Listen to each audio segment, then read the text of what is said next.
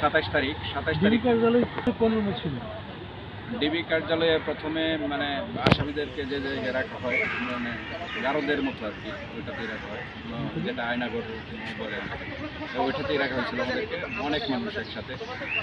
ওই জায়গায় সবাইকে যখন নিয়ে যেত আমাদেরকে তখন 2 হাতে হ্যান্ডকাপ করাইতো আর চোখ বেঁধে নিত, কালো প্রথম গামছা দিয়ে চোখ বাঁধতো, তারপরে হচ্ছে এটার উপর দিয়ে জমটুপির মতো একটা পরাইতো, পরিয়ে নিয়ে 2 হাতে তখন পিছন হ্যান্ডকাপ করে পিছন থেকে ঠেলে ঠেলে নিয়ে যেত। চল কোন দিকে যাইতেছে আমি নিজেও জানি না, যে নিয়ে যেত। তখন আমরা বুঝতাম যে লিফটের শুনে যে 4 দে 3 দে এভাবে যখন তারা বলতো তখন বুঝতাম যে লিফটে উঠেছে, লিফটে উঠিয়ে হয়তো 3 বা 4 নিয়ে যেত, কারো রুমে নিয়ে যেত। তখন আমরা দেখার কোনো সুযোগ ছিল না। যাওয়ার পরেই 2 তুকারি গালিগালাজ যতটুকু করা যায় ইন্টারোগেশন শুরু করতো। ডাইরেক্ট আপনার ধরেন এর থেকে শুরু করতো, হাত তো বাঁধা থাকতো, চোখেও দেখা যেত না, হাঁটুর নিচ থেকে মানে কোমরের নিচ থেকে শুরু করতো। ওরা মূলত টর্চারি করতো হাঁটুর গিরাগুলোতে, পায়ের গিরাগুলোতে, এগুলোতে মূলত ওরা বেশি টর্চার করতো। আমাদের যেদিন করে শনিবার ছিল তখন 27 তারিখ, যেদিন বেশি টর্চার করে আমাকে, ও প্রথম ওটা ডিসি ছিল। আমি বুঝতে পারলাম যে ও বলতেছে যে ডিসি স্যারের রুমে নিয়ে যায়। তখন ডিসি ওনার নাম, পরবর্তীতে আমি বের হওয়ার পরে আমাদের যখন খুলে করে টর্চার করা শেষ করার পরে তখন আমি দেখতে পাই ওনার নাম ছিল ডিসি শহীদুল ইসলাম। তো ওনার রুমে নিয়ে যাওয়ার পরে উনি প্রথমেই প্রশ্ন করে যে মেট্রো রেলে যে তোরা আগুন দিছস, টাকা কোথায় পেয়েছিস, কার নির্দেশে করছস, তারেক রহমানের সাথে তোদের যোগাযোগ কীভাবে, উনি তাদের কীভাবে টাকা পাঠায়, এখন তো ইন্টারনেট বন্ধ, তারা কীভাবে যোগাযোগ করছ, তারা কি ডাইরেক্ট নাম্বারে ফোন দেয় নাকি ইনডাইরেক্ট ফোন দেয়। তো এগুলোর উত্তরটা আমাদের কাছে ছিল না, আমরা এগুলো বলতে পারতাম না, আমার কাছে ছিল না, বলতে পারতাম না। এই জন্য তার টর্চারটা আরও বেশি করতে থাকে, এরপরে লাঠি দিয়ে পিটাইতে থাকে।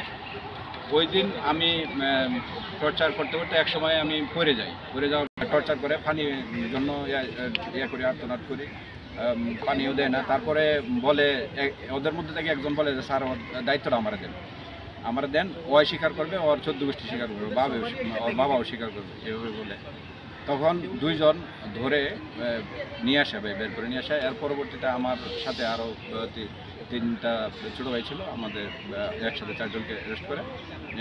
এরপরের জন মিশুককে নিয়ে যায়, তারপরে বিজয়কে নিয়ে যায়, তারপরে রুবেলকে নিয়ে যায়, এভাবে সবাইকে টর্চার করতে থাকে। টর্চার করার পরে ওরা ওই জায়গায় নিয়ে যায়।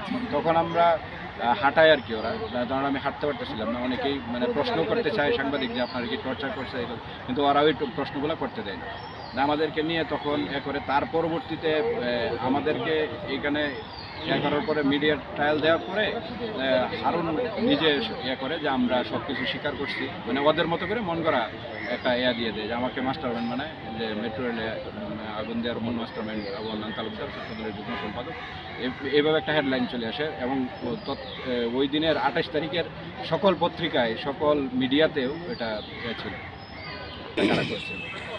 তারপরে 28 তারিখ আমাদেরকে বিকেলে কোর্টে নিয়ে যায়, শো করে আর কি, যে আদালতের কাছে তারা আমাদের জন্য 10 দিনের রিমান্ড দাবি করে। আদালত আমাদেরকে 7 দিনের রিমান্ড দেয়। 7 দিনের রিমান্ড দেওয়ার পর আমাদেরকে আবার এমনি বলে কাগজে লিখে দেয় 5 দিন, কিন্তু আসলে বলে দেয় যে 28 তারিখ থেকে 3 তারিখ নিয়ে আসতে হবে। আর তখন হিসাব করে দেখা যায় যে 7 দিন হয়ে যায়। কী করতে মানে সকলের অবস্থা কীরকম ছিল, ওই দিন পুলিশের যারা ছিল ওই সময় অক্ষত, মানে সবাই যাইতো ভালোভাবে, যখন রুমে ফেরত দিত 3 ঘন্টা 4 ঘন্টা টর্চার করে, তখন তারা মানে স্বাভাবিকভাবে আসতে পারত। 6 তারিখ রাতে আমরা বের হই। বের হওয়ার পরে আমি ওই টর্চারের সময় যে আমি আমার ডান পা ফ্র্যাকচার হয়েছিল, ওইটা চিকিৎসা করার জন্য বারবার আমরা বলতাম যে ভাই আমাদেরকে একটু সুযোগ দেন, আমি একটু এক্সরে করাই। তখন ওই সুযোগগুলো তারা দিত না, তারা শুধু আমাদেরকে মেরে ওই সময় রুলার ট্যাবলেট দিত যে এটা খা, ব্যথা কমবে, ভালো হয়ে যাবি, না খাইলে আরও হবে ব্যথা। যখন মনে হয় আটকে উঠি যে কী অবস্থা, তখন আমরা ভয়ে আটকে উঠি মাঝে মাঝে যে কী মানে কী অবস্থা নিয়ে গেছিলো আমাদের। হয়তো আজকে হাসিনার পতন না হলে আমরা এখনও জেল থেকে বের হইতে পারতাম কিনা, বা আমাদের কী অবস্থা হইতো আমরা নিজেরাও জানি না। হয়তো এমন হইতে পারতো হাসিনা ধরেন রাষ্ট্রীয় সম্পদ রক্ষার নষ্টের আইন নিয়ে আমাদেরকে মৃত্যুদণ্ড দিতে পারতো।